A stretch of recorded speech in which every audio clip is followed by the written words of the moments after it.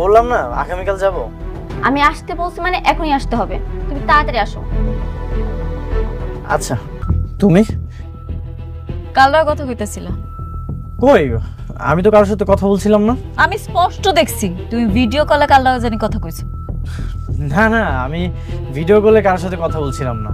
আমি তো আসসালামু আলাইকুম বন্ধুরা। গরিব ঘরে রাজপুত্র নাটকের অষ্টম পর্বের টান টান উত্তেজনা দেখার পর আপনারা অধীর আগ্রহে অপেক্ষা করছেন আগামী নবম পর্বে কি হতে চলেছে। আজকের ভিডিওতে আমি নবম পর্বের অগ্রিম আপডেটের পাশাপাশি এই পর্বটি কবে রিলিজ হবে সেই অফিসিয়াল সময়ও জানিয়ে দেব। তার আগে আপনি যদি আমাদের চ্যানেলের নতুন দর্শক হয়ে থাকেন তাহলে অবশ্যই চ্যানেলটি সাবস্ক্রাইব করবেন। আর কে কোন জেলা থেকে ভিডিওটি দেখছেন তা কমেন্ট করে জানাতে ভুলবেন না। বন্ধুরা, গল্পের মোড় এখন এক চরম নাটকীয়তায় পৌঁছেছে। অনেক মেঘলা আর বৃষ্টির মাঝে পড়ে একেবারে দিশেহারা। একদিকে মেঘলার সরল ভালোবাসা আর বাবার অসুস্থতা, অন্যদিকে বৃষ্টির দেওয়া রাজকীয় জীবন আর প্রতিশোধের নেশা অনেক যেন আগ্নেয়গিরির ওপর দাঁড়িয়ে আছে।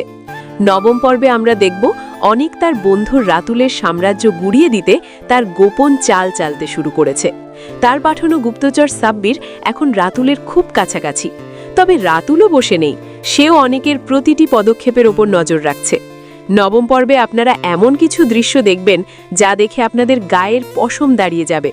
অনেক যখন একদিকে মেঘলার কাছে নিজের পরিচয় লুকিয়ে মিথ্যা কাজের অজুহাত দিচ্ছে, অন্যদিকে বৃষ্টির সাথে বিয়ের পর জীবনযাপন করছে। গল্পের মোড় ঘুরে যাবে যখন মেঘলা অনিকের এই দ্বৈত জীবন সম্পর্কে সন্দেহ করতে শুরু করবে। বৃষ্টির ভিডিও কলে অনিকের বাথরুমে লুকিয়ে কথা বলা কিংবা দামি গাড়ি নিয়ে বস্তিতে আসা বিষয়টি মেঘলার মনে বড় ধরনের প্রশ্নের জন্ম দিয়েছে।